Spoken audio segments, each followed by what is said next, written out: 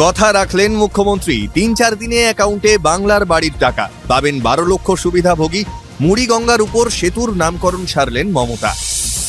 লোকসভায় পেশ এক দেশ এক ভোট। তুমুল হট্টগোলের মধ্যে জেসিপিতে বিল পাঠাচ্ছে মোদী সরকার। পাশ হতে প্রয়োজন 2/3 সমর্থন। সিবিআই হেফাজতে কালীঘাটের কাকু ভার্চুয়ালি হাজিরা দিয়েই গ্রেপ্তার সুজয় কৃষ্ণ। শ্লীলতাহানি ইস্যুতে হাইকোর্টে আগাম জামিন, স্বস্তিতে তন্ময়। দীর্ঘদিন ক্ষমতায় থাকার পথে ইউনূস। তদারকি সরকার বিলুপ্তির বিধান বাতিল বাংলাদেশে। মুক্তিযুদ্ধে ভারতীয় সেনাকে কুর্নিশ, মোদীকে তোপ ইউনূসের। গাব্বায় জয়ের আশা ছেড়েই দিল অস্ট্রেলিয়া। বুমরা আকাশদ্বীপের লড়াইকে কুর্নিশ অজি কোচের। অস্ট্রেলিয়ার অধিনায়ক হওয়ার দৌড়ে ট্রেভিস হেড।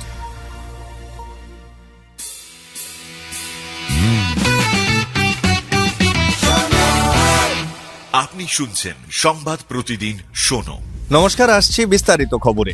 কথা রাখলেন মুখ্যমন্ত্রী। মঙ্গলবার থেকে আবাসের প্রথম কিস্তির টাকা দেওয়া শুরু করল রাজ্য সরকার। প্রথম দফায় বাড়ি তৈরির 60,000 টাকা দেওয়া হচ্ছে। পরের কিস্তিতে আরও 60,000, মোট 1,20,000 টাকা দেওয়া হবে।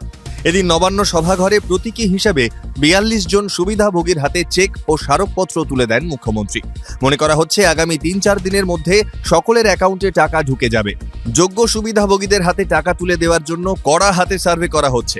এদিন মুখ্যমন্ত্রী জানান, সমীক্ষা করে 28 লক্ষ যোগ্য সুবিধাভোগীদের চিহ্নিত করা গিয়েছে। প্রথম ধাপে এর মধ্যে 12 লক্ষ পরিবারকে টাকা দেওয়া হলো। বাকি 16 লক্ষ পরিবারকে কেন্দ্র যদি টাকা না দেয় তাহলে রাজ্যই ব্যবস্থা করবে। অনুমান 2026 সালের আগে সকলকে 2 কিস্তিতে টাকা দেওয়া হবে। এদিকে মুড়িগঙ্গার উপর সেতুর নামকরণ সারলেন মুখ্যমন্ত্রী। নাম রাখলেন গঙ্গাসাগর মেলা সেতু। এর ফলে মেলায় পৌঁছানো সহজ হবে। আগামী 4 বছরের মধ্যে শেষ হবে কাজ। মঙ্গলবার একথা জানিয়ে আরও একবার গঙ্গাসাগর মেলার কেন্দ্রীয় বঞ্চনা নিয়েও সরব হন মুখ্যমন্ত্রী মমতা বন্দ্যোপাধ্যায়। বিরোধীদের আপত্তি উড়িয়ে লোকসভায় এক দেশ এক ভোট বিল সংসদে পেশ করল মোদী সরকার। প্রত্যাশিতভাবেই কেন্দ্রের পেশ করা বিলের তীব্র বিরোধিতায় সরব ইন্ডিয়া জোট। এক দেশ এক ভোটের বিপক্ষে দীর্ঘদিন বাদে এক সুরে কথা বলতে শোনা গেল ইন্ডিয়া জোট শরিককে। প্রিয়াঙ্কা গান্ধীর দাবি, এই বিল একই সঙ্গে সংবিধান এবং যুক্তরাষ্ট্রীয় কাঠামোর পরিপন্থী। তৃণমূল সাংসদ কল্যাণ বন্দ্যোপাধ্যায় সরাসরি প্রধানমন্ত্রীকে নিশানা করে বললেন, এক ব্যক্তির স্বার্থ রক্ষায় এক দেশ এক ভোট আইন আনা হয়েছে। একই সুর অন্যান্য দলনেতাদের গলাতেও। তবে বিরোধীদের একের পর এক যুক্তির পাল্টা এসেছে সরকার পক্ষের তরফেও। কেন্দ্রীয় আইনমন্ত্রী অর্জুন রাম মেঘওয়াল বললেন, নির্বাচন প্রক্রিয়ায় সংশোধনীর জন্য আইন আনাই যায়। এই আইনে নির্বাচনী প্রক্রিয়া সরলীকরণ হবে। বারবার নির্বাচনে সময় ও খরচ দুইই বাঁচবে। ডিভিশন ভোটে জিতে এক দেশ এক ভোট বিল লোকসভায় পেশ করল নরেন্দ্র মোদী সরকার। অর্থাৎ প্রাথমিক লড়াইয়ে জয় কেন্দ্রের। কিন্তু বিরোধীরা নিশ্চিত, বিল পেশ হলেও পাশ হবে না। কারণ এই ধরনের সংবিধান সংশোধনী পাশ করাতে হলে লোকসভা ও রাজ্যসভা 2 কক্ষেই 2/3 সংখ্যাগরিষ্ঠতা প্রয়োজন হয়, যা কেন্দ্রের হাতে নেই। বাদানুবাদের পর অবশ্য কেন্দ্র বিলটি পাশ করানোর চেষ্টা করেনি। পাঠানো হচ্ছে যৌথ সংসদীয় কমিটিতে। কেন্দ্রীয় স্বরাষ্ট্রমন্ত্রী অমিত শাহর দাবি, প্রধানমন্ত্রী নরেন্দ্র মোদী চেয়েছেন বিলটিকে যৌথ সংসদীয় কমিটিতে পাঠাতে। প্রাথমিক নিয়োগ দুর্নীতি মামলায় অবশেষে সিবিআই এর হাতে গ্রেপ্তার সুজয় কৃষ্ণ ভদ্র। মঙ্গলবার তাকে ভার্চুয়ালি আদালতে পেশ করার পরই গ্রেপ্তারের নথি আদালতে পেশ করে কেন্দ্রীয় তদন্তকারী সংস্থা। সূত্রের খবর, তদন্তের স্বার্থে সুজয় কৃষ্ণকে নিজেদের হেফাজতে চাইছে সিবিআই। এদিকে তাঁর তীব্র বিরোধিতা করেছেন কালীঘাটের কাকুর আইনজীবী। প্রাথমিকের মামলায় সিবিআই গ্রেপ্তার করতে পারে এই আশঙ্কায় আগেই হাইকোর্টে জামিনের আর্জি জানিয়েছিলেন কালীঘাটের কাকু। প্রোডাকশন ওয়ারেন্ট সংক্রান্ত জটিলতার কারণে তা খারিজ করে দেয় হাইকোর্ট। তার ঠিক পরের দিনই অন্য মামলায় সুজয় কৃষ্ণকে ভার্চুয়ালি পেশ করা হয় আদালতে। সেখানেই প্রাথমিক নিয়োগ দুর্নীতি মামলায় তাকে শোন অ্যারেস্ট দেখায় সিবিআই। এদিকে শ্লীলতাহানি ইস্যুতে হাইকোর্টে আগাম জামিন পেলেন তন্ময় ভট্টাচার্য। এই ইস্যুতে আপাতত স্বস্তিতে সিপিএম এর বর্ষিয়ান নেতা।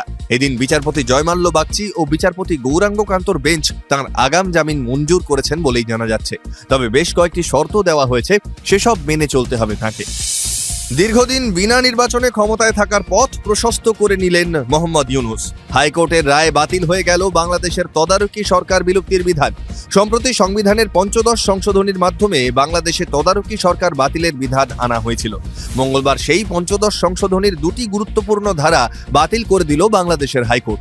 সে দেশের আদালত বলছে, জনগণের মতামত নিয়ে আগামী দিনে জাতীয় সংসদ 15 সংশোধনীর বাকি ধারাগুলির ভবিষ্যৎ নির্ধারণ করবে। মনে করা হচ্ছে হাইকোর্টের এই রায়ে বাড়তি সুবিধা পেতে চলেছে ইউনূস সরকার। এই রায়ে বলিয়ান হয়ে দীর্ঘদিন তদারকি সরকার চালিয়ে যেতে পারবেন তিনি। এদিকে মুক্তিযুদ্ধে ভারতীয় সেনাকে কুর্নিশ জানাতেই মোদীকে তোপ ইউনূস সরকারের। মুক্তিযুদ্ধে স্রেফ সহযোগিতা করেছিল ভারত। বিজয় দিবসে এমনটাই দাবি করলেন বাংলাদেশের অন্তর্বর্তীকালীন সরকারের আইনি উপদেষ্টা আসিফ নজরুল। সোমবার বিজয় দিবসে ভারতীয় সেনার বীরত্ব ও আত্মবলিদান স্মরণ করে সোশ্যাল মিডিয়ায় পোস্ট করেন প্রধানমন্ত্রী নরেন্দ্র মোদী। সেই পোস্টের স্ক্রিনশট তুলে তোপ দাগেন বাংলাদেশের আইনি উপদেষ্টা। গাব্বায় টেস্ট জয়ের আশা ছাড়ছে অস্ট্রেলিয়া। অজিদের বোলিং কোচ ড্যানিয়েল ভেতরির কথায় তেমনই ইঙ্গিত মিলল। মঙ্গলবার একটা সময় মনে হচ্ছিল ফলোঅনের লজ্জা জুড়বে ভারতের সঙ্গে। সেখান থেকেই টিম ইন্ডিয়াকে উদ্ধার করলো জশপ্রীত বুমরাহ আর আকাশদীপের জুটি। শেষ বেলায় ৩৯ রানের ইনিংস উপহার দেয় এই জুটি। চতুর্থ দিনের শেষে ভারতের রান ৯ উইকেট হারিয়ে ২৫২। ফলোঅন বাঁচালেও ভারত পিছিয়ে আছে ১৯৩ রানে। বুমরাহ অপরাজিত ১০ রানে আর আকাশদীপের রান ২৭।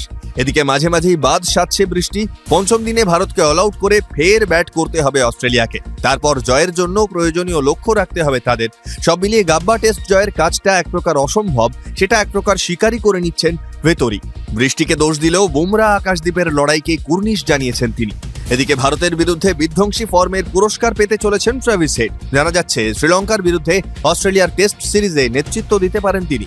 বর্ডার গাভাস্কার ট্রফিতে যদি ফলাফল ভারতের পক্ষে না যায়, তাহলে বিশ্ব টেস্ট চ্যাম্পিয়নশিপ ফাইনালের ক্ষেত্রে শ্রীলঙ্কা অস্ট্রেলিয়া সিরিজ গুরুত্বপূর্ণ ভূমিকা নেবে। সেখানেই অধিনায়কের গুরুদায়িত্ব সামলাতে হতে পারে ট্রাভিস হেডকে। শুনতে থাকুন সংবাদ প্রতিদিন শোনো।